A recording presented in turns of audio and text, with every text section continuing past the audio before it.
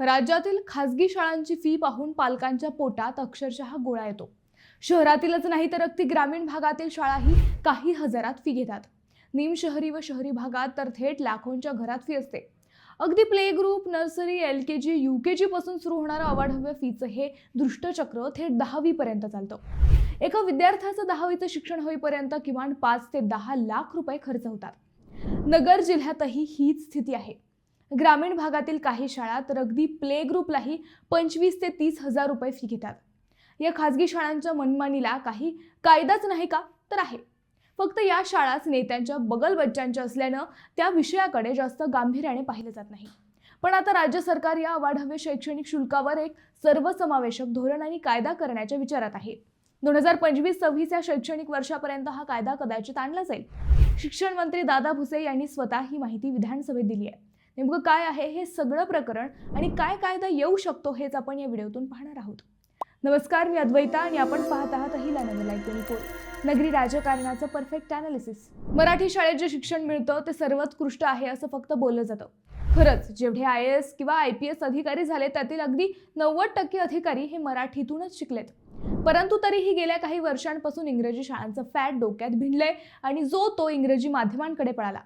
आजही जिल्ह्यातील अनेक मराठी शाळा या अ वर्ग श्रेणीतल्या आहेत, परंतु तेथे आपल्या मुलांना शिकवणं म्हणजे पालकांना कमीपणाचं वाटतं। आता ज्यांची पोरं इंग्रजी माध्यमांच्या शाळेत आहेत त्यांना त्यांचं दुःख माहीत आहे। त्यांच्या मुलांना ना मराठी धड येतंय ना इंग्रजी, पण सांगणार कुणाला? असो, इंग्रजी माध्यमांच्या शाळा या सर्व खासगी आहेत। वार्षिक होणारा सर्व खर्च या शाळा विद्यार्थ्यांकडून वसूल करतात। जिल्ह्यातील बहुतेक शाळा या फक्त नफा कमवण्यासाठीच सुरू झाल्यात हे वास्तव आहे। इंग्रजी माध्यमाची शाळा सुरू करणं हा व्यवसाय झाल्याचा आरोपही अनेकदा होतो। या शाळा शुल्क आकारताना संपूर्ण वर्षाचं गणित आखतात। शिक्षकांचे पगार, गाड्यांचा खर्च, सफाई, प्रशासन, नफा या सगळ्यांचा विचार करून वर्षाची फी ठरली जाते। याशिवाय स्नेहसंमेलन, सहली, खेळ, शाळेतील वेगवेगळे डे, गाड्यांचे भाडे हे विद्यार्थ्यांकडून स्वतंत्रपणे वसूल केले जातात। काही शाळा वर्षातून एकदाच ही फी घेतात तर काही टप्प्याटप्प्याने पालकांच्या खिशाला कात्री लावतात। खासगी शाळांना कोणतेही शासकीय अनुदान नसल्याने त्यांच्या विरोधात आवाज उठवल्यावरही काहीच होत नाही हे वास्तव आहे। खासगी व विनाअनुदानित शाळांना वंचित व दुर्बल घटकातील मुलामुलींसाठी 25% आरक्षित जागा ठेवण्याचा नियम आहे। यालाच RTE म्हणतात। पहिल्या वर्गाच्या प्रवेश स्तरावर या 25% जागा आरक्षित ठेवाव्या लागतात। या जागेवर प्रवेश घेतलेल्या विद्यार्थ्यांचे शुल्क सरकार या शाळांना देते। शिक्षण विभागाकडून दरवर्षी प्रति विद्यार्थी सरसकट सर्व शाळांना एक शुल्क निश्चित केले जाते।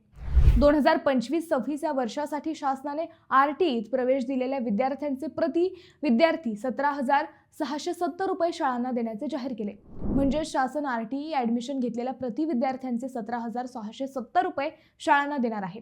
जर शासनाने विद्यार्थ्यांचे हे शुल्क ठरवले असेल तर शाळांनाही तेवढेच पैसे घ्यायला काय हरकत आहे हा प्रश्न आहे। आता शासनाने ग्रामीण व शहरी भागांसाठी हे सरसकट शुल्क ठरवले। शासनाचा नियम आहे म्हणून शाळांना हे शुल्क परवडत असेल तर इतर विद्यार्थ्यांकडून जास्त फी का हाही प्रश्न आहेच। उलट ग्रामीण भागातील शाळांनी त्यापेक्षा कमी शुल्क घेऊन विद्यार्थ्यांना शिक्षण द्यावे असाही सूर आता निघू लागला आहे।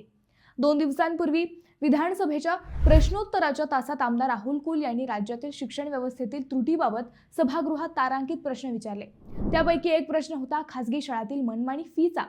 अनेक खासगी शाळा या पालकांकडून अव्वाच्या सव्वा फी आकारतात। यावर नियंत्रण मिळवण्यासाठी प्राथमिक आणि माध्यमिक स्तरावर शुल्काची कमाल मर्यादा शासनाने निर्धारित करावी असं त्यांचं म्हणणं होतं। ग्रामीण व शहरी भागातील खासगी शाळांचे शुल्क सरकारने ठरवून द्यावे व जी शाळा हे नियम मोडेल त्यांच्यावर कारवाई करावी असा सवाल आमदार राहुल कुल यांनी मांडला। या प्रश्नावर उत्तर देताना मंत्री दादा भुसे यांनीही सकारात्मक प्रतिसाद दिला। त्यांनी सांगितले की शालेय शुल्काच्या संदर्भात अनेक तक्रारी आहेत। राज्य सरकार एक अभ्यासपूर्ण धोरण तयार करत आहे। येणाऱ्या काळात या अवाढव्य फीवर मर्यादा घालणारा कायदा नक्कीच आणला जाईल। आता मंत्री दादा भुसे सांगतात तसा कायदा 2025-26 या वर्षात आला तर बरं होईल, कारण सरकार सांगतं एक आणि करतं एक हा इतिहास आहे। परंतु या खासगी शाळांच्या फी बाबत कठोर कायदे व्हावेत ही मात्र सगळ्याच पालकांची अपेक्षा आहे। मित्रांनो, तुम्हाला हा विषय कसा वाटला हे आम्हाला कमेंट करून नक्की कळवा। शिवाय व्हिडिओ आवडला असेल तर चॅनलला सबस्क्राईब करून व्हिडिओला लाईक करायला विसरू नका। पुन्हा भेटू नव्या विषयावर, तोपर्यंत धन्यवाद।